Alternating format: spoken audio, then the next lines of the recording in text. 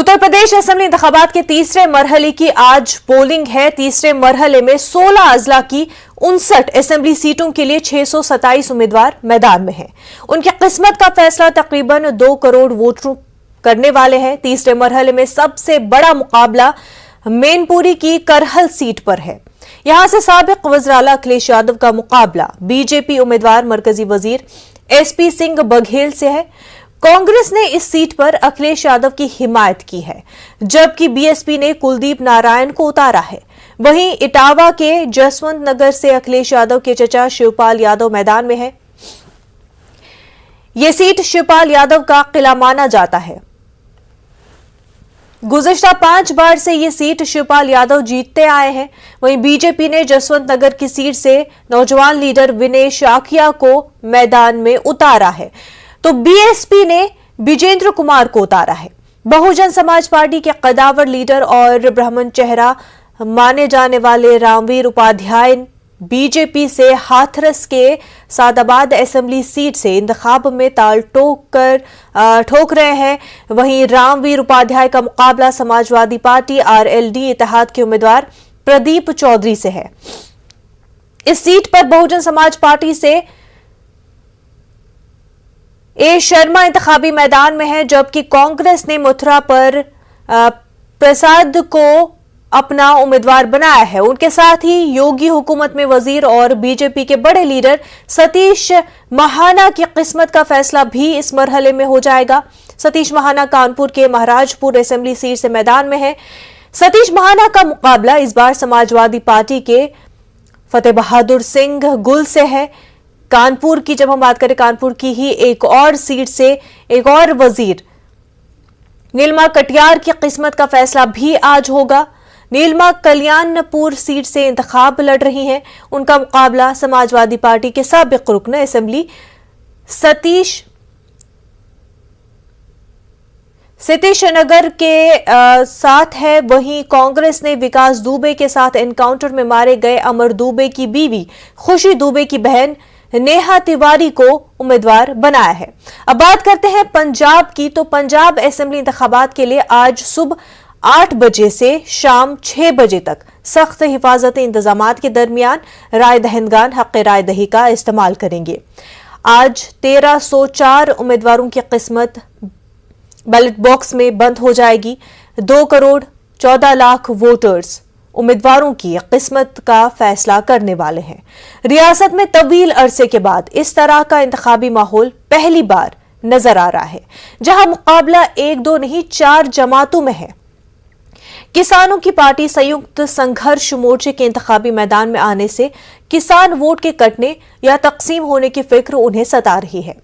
इससे पहले किसान और दलित वोट कांग्रेस और अकाली दल के माबैन तकसीम होते थे, लेकिन अब बीजेपी, अमरेंद्र इत्तेहाद, आम आदमी पार्टी, कांग्रेस और शिरोमणि अकाली दल, बहुजन समाज पार्टी इत्तेहाद के दरमियान तकसीम होने के आसार हैं। कांग्रेस हुकूमत ने कुछ अवाम को लुभाने वाले वादे पूरे करके आम आदमी, दलित और किसानों के साथ वादे पूरे करके इस तबके में खुश करने की कोशिश की है। हमारे नुमाइंदे तारिक कमर कानपुर से हमारे साथ जुड़ चुके हैं। ये बता दें कि 7 बजे से पोलिंग शुरू हो रही है। ऐसे में ये बता दें कि आप किस पोलिंग बूथ पर है और वहां पर इस वक्त कैसा मंजर देखने को मिल रहा है। सेक्टर मजिस्ट्रेट हूं, जोनल। देखिए मुनज़्ज़ा, मैं बता दूं आपको कि कानपुर की शुजातगंज में मौजूद हूं इस वक्त, और बड़ा खुशगवार मंजरनामा यह है कि अपने आईनी और दस्तूरी हक के इस्तेमाल के लिए लोगों ने लाइन लगाना शुरू कर दिया है जी। इस वक्त हमारे साथ सेक्टर मजिस्ट्रेट खड़े हुए हैं, राकेश जी, उनसे बात कर लेते हैं। देखिए, बताएंगे कि किस अंदाज के इंतजाम हैं। कि देखिए, मैं देख रहा हूँ कि अभी पोलिंग शुरू हो रही है, बस कुछ 1-2 मिनट के बाद, और इंतजामात मुकम्मल कर लिए गए। क्या कहना चाहेंगे आप? यहाँ पर जिला प्रशासन के नेतृत्व में, उनके मार्गदर्शन में पूरी व्यवस्था चाक चौबंद कर ली गई है, और पब्लिक का इंटरेस्ट भी है। मशीनें सारी चेक करा दी गई हैं, सब चीज़ें ठीक चल रहा है, और बहुत जल्दी वोटिंग चालू हो जाएगा। साथ ही इसके जैसे पहले भी यहाँ मैंने बताया कि बहुत शांतिपूर्ण मतदान होता रहा है यहाँ का जो वोटर के सहयोग से, और आज भी हमें उम्मीद यही है कि उनका सबका सहयोग मिल रहा है। मैं यहाँ लगभग 2 महीने से ड्यूटी पे आ रहा हूँ, तो सभी का जो आसपास के लोग हैं उनका पूरा सहयोग है और शांतिपूर्ण मतदान होगा। ये सेक्टर मजिस्ट्रेट थे राजेश जी, इन्होंने बताया कि शांतिपूर्वक मतदान माजी में भी होता रहा है और इस मरतबा भी ऐसी ही तवक्को की जा रही है। देखिए कुछ मैं लाइन दिखाता हूँ आपको, अभी चंद ही लम्हों में यहाँ पर वोटिंग शुरू होनी है क्योंकि वक्त हो चुका है, 7 बजे का टाइम है और कुछ लोग लाइन में लगे हुए हैं। तो मतलब हम कुछ लोगों से भी बात करेंगे कि किस अंदाज से देखिए यहाँ पर लोग आए हैं और क्या कुछ इनके इरादे हैं। आप वोट डालने आए हैं, अपने जमहूरी हक का इस्तेमाल करने के लिए वोट क्यों डालना चाहते हैं? इसलिए डालना चाहते हैं, मेरा हक बनता है डालने का और ये मेरा फर्ज है। हम चाहते हैं कोई अच्छी सरकार हो और अच्छा विकास हो और देश के लिए अच्छे काम हो। हम नागरिक हैं देश के, हमको अच्छी सरकार भी चाहिए। क्या क्या उम्मीदें लगाते हैं सरकार से, क्या क्या मुतालबे आपके हैं? मुतालबे ये है कि अच्छी रोजगार भी मिले यहाँ और युवाओं को रोजगार दिया जाए और अच्छे सुविधा हो, हर चीज़ की, अस्पतालों की अच्छी सुविधा हो, मरीजों को, बुढ़े उम्रदारों के लिए सुविधा हो और यही सब चाहिए। और क्या नाम है आपका? निजामुद्दीन अंसारी। निजामुद्दीन का मानना है कि देखिए उनको सुविधाएं मिले, लोगों को रोजगार मिले, इसलिए वो अपने वोट का इस्तेमाल करने आए हैं। तो बहुत खूबसूरत पेशरफ्त हो गई है यहाँ से। आप क्या कुछ कहना चाहते हैं? सर हम ये कहना चाहते हैं कि वोट डालना, ये तो मेरा मतदान मेरा हक है, मैं इसको डालूंगा और उसके बाद आदमी को रोजगार मिले और जैसे आदमी इधर उधर भटक रहा है, आदमी को अपनी अपनी रोजी मिले और शिक्षा सबको स्कूलों से मिले, घर बैठे ना मिले। इस शिक्षा सबसे ज़्यादा ज़रूरत है, शिक्षा नहीं होगी तो सब कुछ बेकार है आदमी के लिए।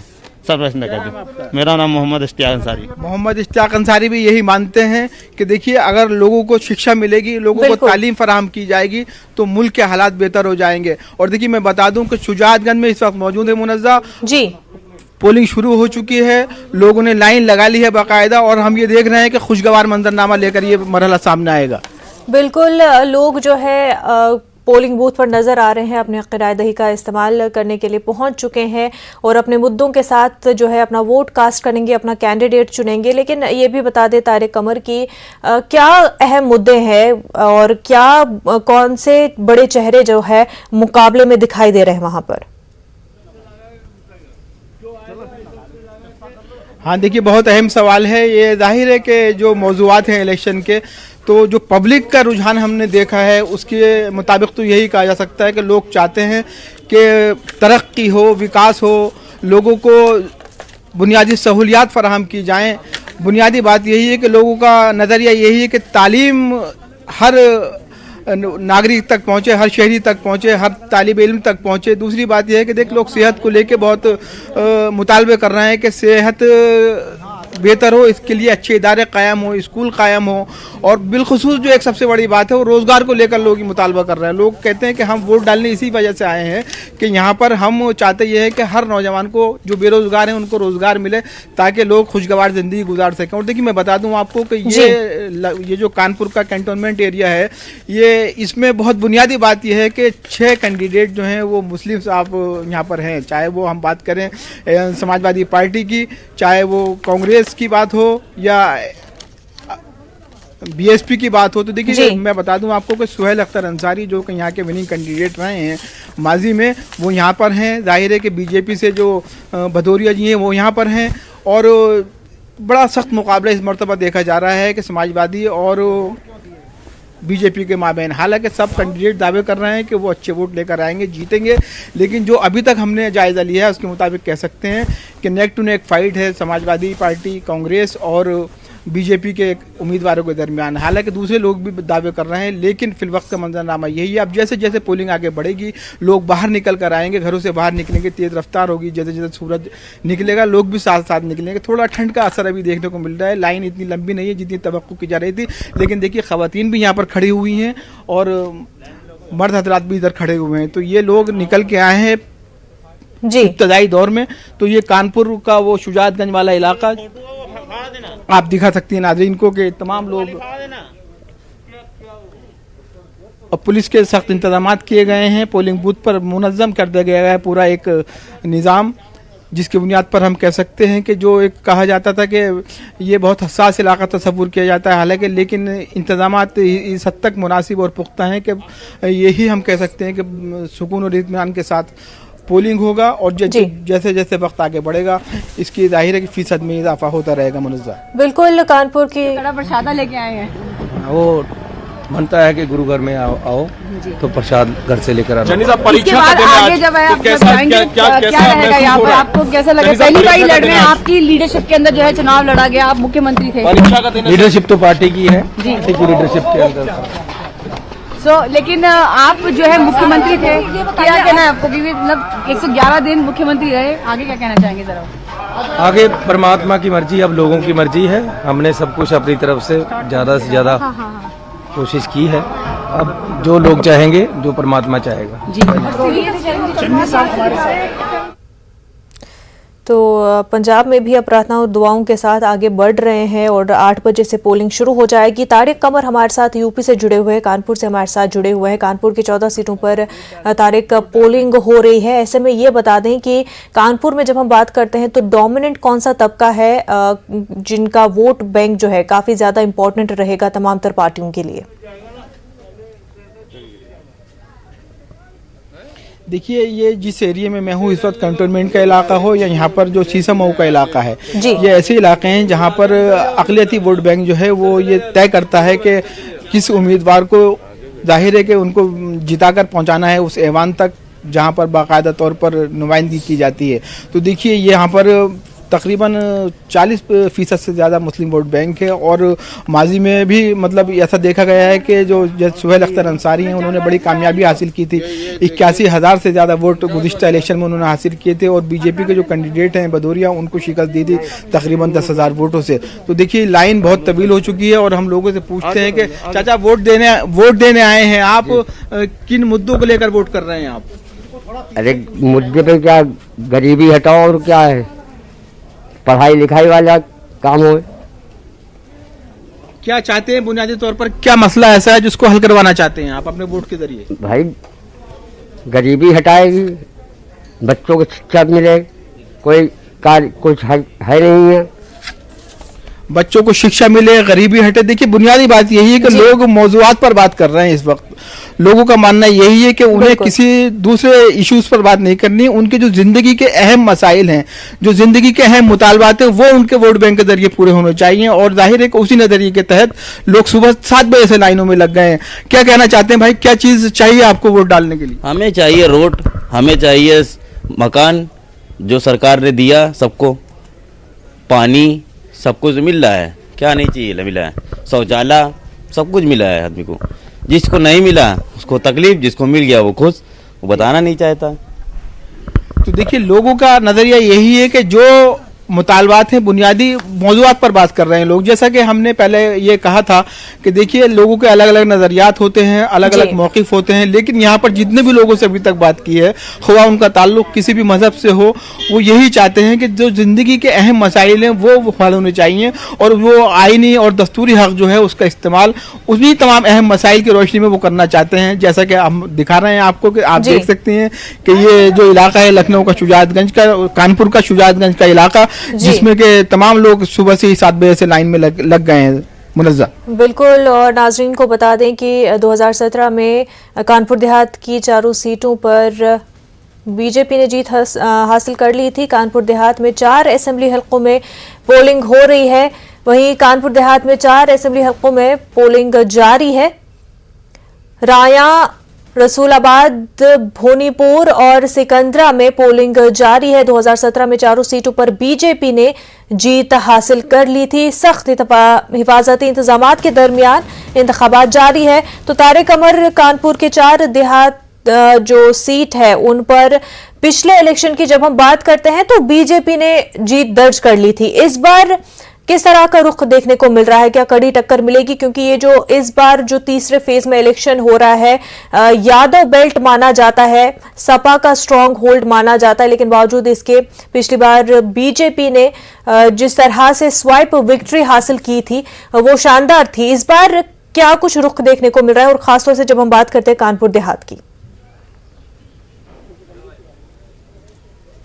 हाँ, देखिए, कानपुर देहात पर बीजेपी का इक़्तिदार रहा। जाहिर है बीजेपी ने 4 सीटों पर कब्जा किया था गुज़िश्ता इलेक्शन में।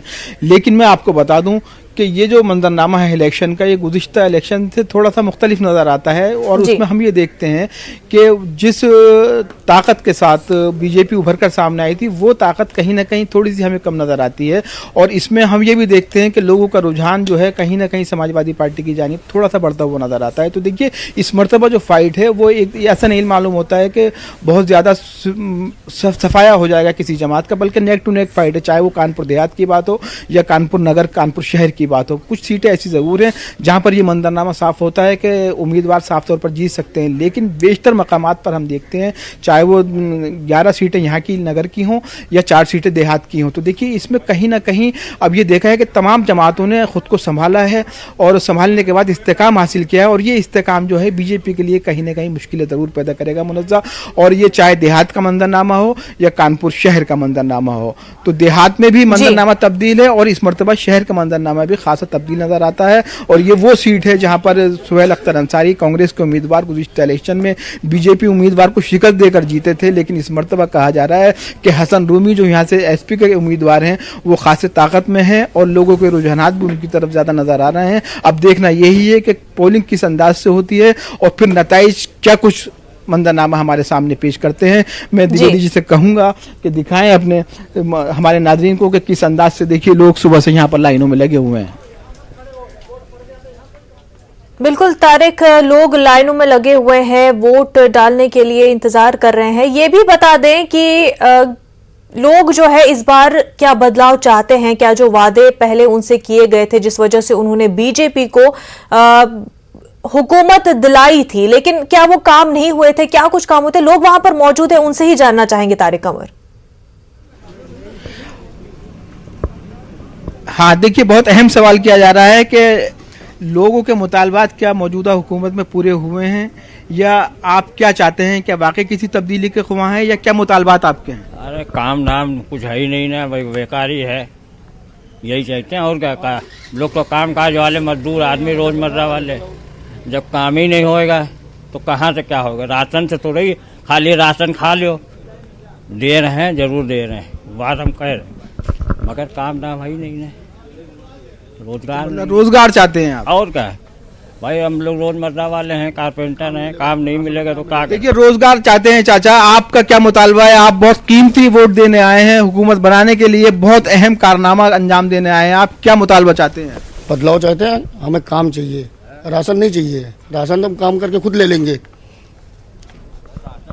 हाँ, बात तो सही है भैया, राशन से कुछ नहीं मिलेगा, हमें राशन क्या मिल जाएगा? हाँ देखिए मुनज़्ज़ा, आपने देखा कि लोगों का मानना यही है कि अगर उनको रोजगार मिल जाएगा तो वो राशन खुद ब खुद मिल जाएगा। ये भी वो एतराफ़ करते हैं कि उनको राशन मिल रहा है, लेकिन साथ ही वाज़ेह तौर पर ये कह रहे हैं वो कि अगर हमारे हाथ में रोजगार होगा तो हम राशन के मोहताज नहीं रहेंगे। लिहाजा उनका मुतालबा यही है कि उनको राशन के अलावा रोजगार चाहिए। क्या कहेंगे आप?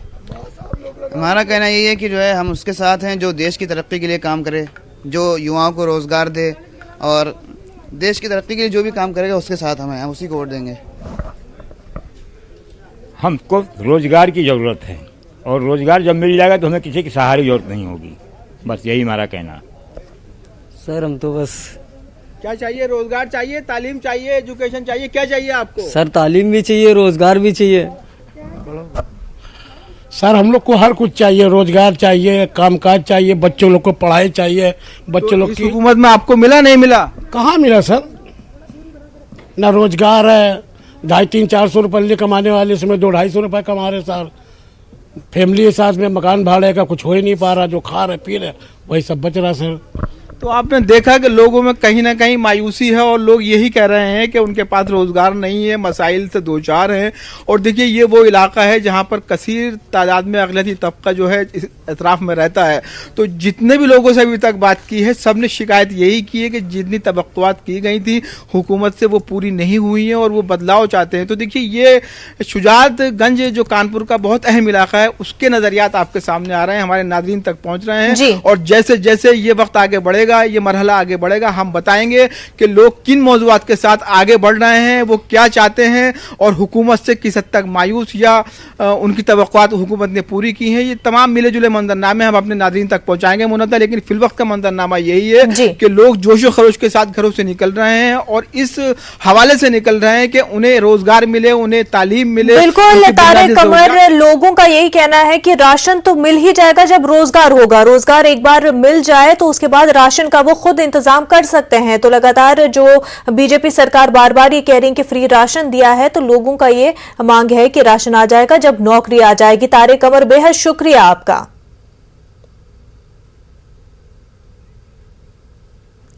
एक छोटा सा ब्रेक लेंगे, जल्द होंगे हाजिर।